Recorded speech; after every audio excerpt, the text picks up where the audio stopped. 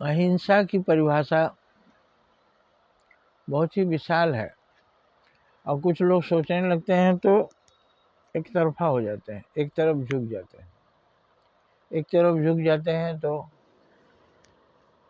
कुछ गलती हो जाती है जिसकी आलोचना बाद में होती है।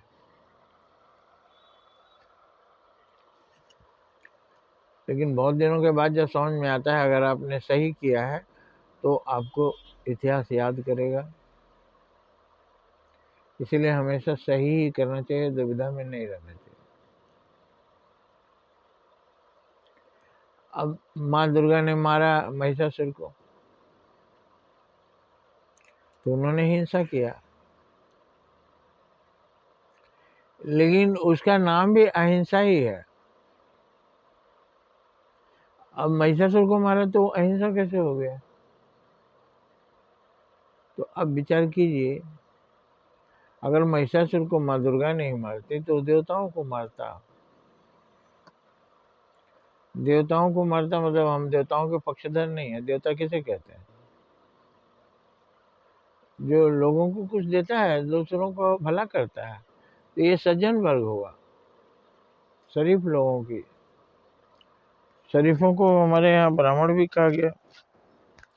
और कुछ लोग सोचते हैं ब्राह्मण जन्म से कहा गया। जन्म से नहीं, गुणों से ब्राह्मण पूज्य होता है। दो शब्द है, ब्राह्मण और अब्राह्मण। जो लोगों के अंदर ईश्वर देखता है वो ब्राह्मण। तो ईश्वर देखता है तो लोगों को पूजेगा, सेवा करेगा, लोगों की मदद करेगा, किसी को नुकसान नहीं पहुंचाएगा। और अब्राह्मण माने राक्षस हो गया, जो अच्छे आदमियों को ही नुकसान पहुंचाएगा।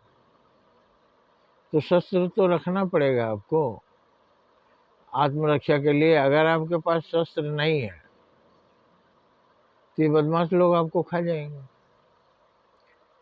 चोर डकैत आपको खा जाएंगे। इसलिए हथियार रखना पड़ेगा।